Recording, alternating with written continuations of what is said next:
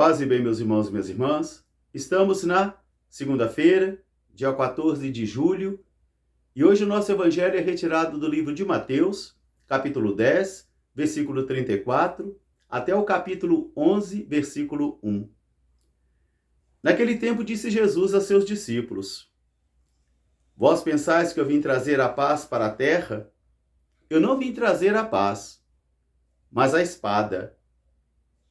Eu vim dividir o filho do seu pai, a filha de sua mãe e também a nora de sua sogra. Doravante, os inimigos de um homem serão os membros da sua família. E quem amar o seu pai mais do que a mim, não é digno de mim. E quem amar a sua filha mais do que a mim, não é digno de mim. Quem procurar salvar a sua vida, vai perdê-la.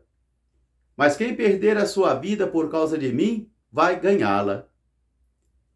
E também eu vos digo que, doravante, quem der um profeta um pouco de água por causa do meu nome, eu vos digo que receberá também a recompensa de um profeta. E quem oferecer uma água a um justo por ser meu discípulo, também receberá a herança de um justo.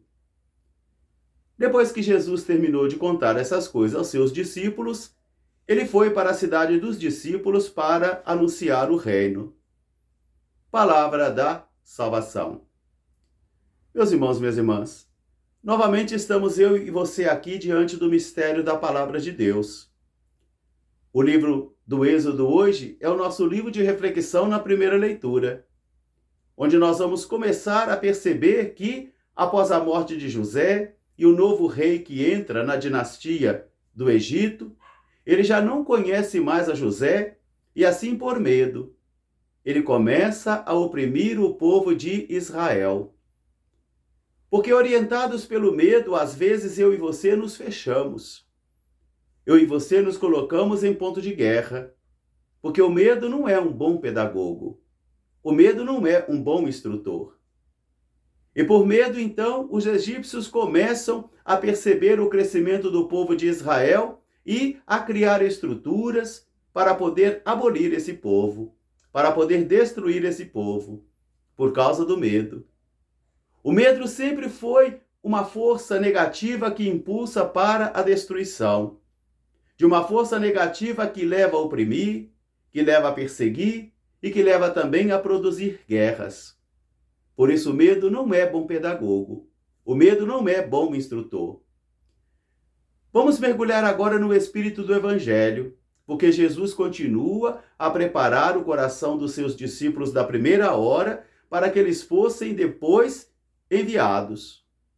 Primeiro Jesus convive com eles, depois Jesus percebe as forças interiores de cada um deles, depois Jesus começa a preparar os corações deles.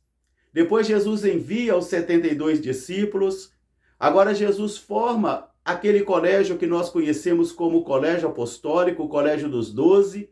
E agora Jesus começa então a preparar o coração deles para que eles pudessem ser enviados, com a autoridade e o poder de Jesus. Por isso Jesus vai começar a dizer, ele que é o príncipe da paz. Ele que veio desejar a paz aos seus discípulos. Ele começa a refletir com eles. Por acaso vocês pensam que eu vim trazer a paz à terra? Eu não vim trazer a paz, mas eu vim trazer a espada. A espada como aquela realidade profunda de Deus que vai até a medula de um ser humano. A espada que tem o poder de purificar, de separar e também de qualificar e aperfeiçoar a obra de Deus. Jesus não veio dizer que veio trazer o canhão. Ele veio dizer que veio trazer a espada. Aquela espada que vai penetrar até o profundo do ser humano e que vai causar as divisões interiores. Isso causa na minha vida, isso também causa na sua vida. Quando a palavra de Deus consegue romper a vida que nós constituímos e a vida que Deus quer de mim e para você. Aquela espada como força poderosa que começa então a dividir as realidades mais profundas de um ser humano e da história humana. onde nós conseguimos perceber a realidade de Deus e a realidade dos homens. Por isso Jesus vai dizer: eu não vim trazer a paz, mas eu vim trazer a espada. Como isso escandaliza? Porque o príncipe da paz veio trazer a espada. A espada não no sentido de violência, a espada não no sentido de guerra e destruição de exércitos, mas a espada no sentido de divisão interior que vai fazendo com que eu e você optemos pelas coisas de Deus ou não. Façamos a nossa opção fundamental pelas coisas de Deus ou não. Por isso ele vai dizer: eu vim para causar a divisão.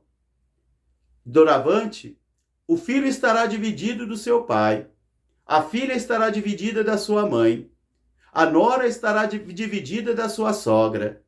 Porque quando o pai, e quando a mãe, e quando a sogra não têm o Espírito do Senhor, então eles serão forças de obstáculo.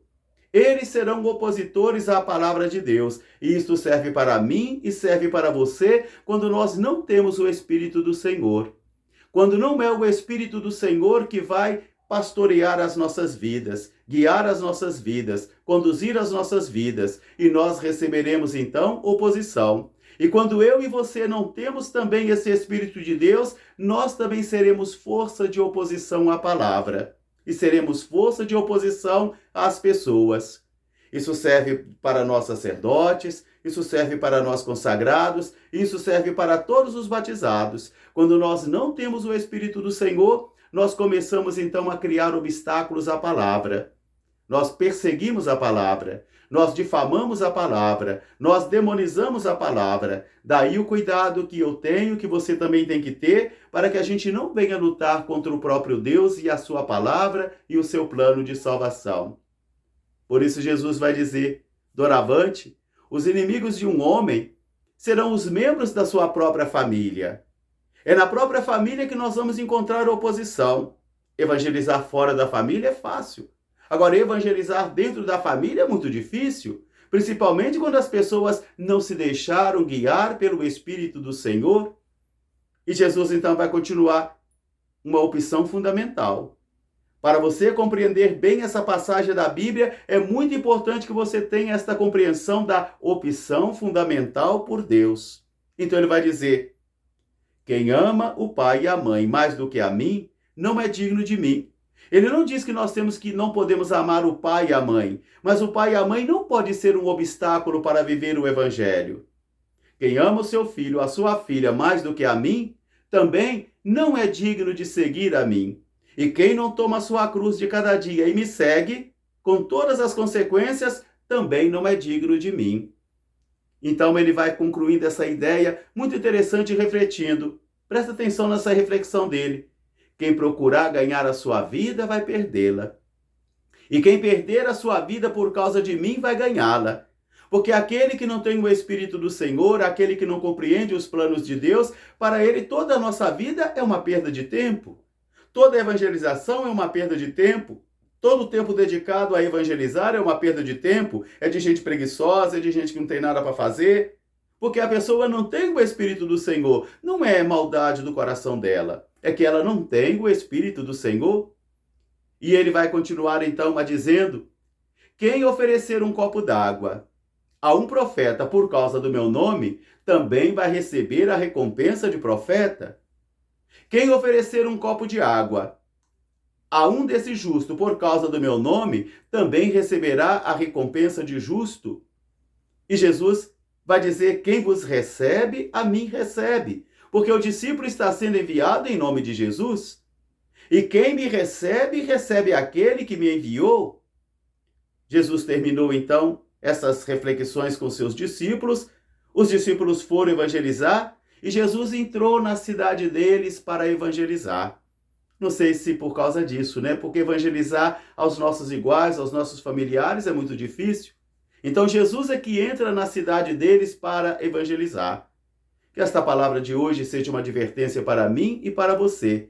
E principalmente de perceber que chegará o momento da história que eu e você teremos que fazer uma opção fundamental pelo Senhor.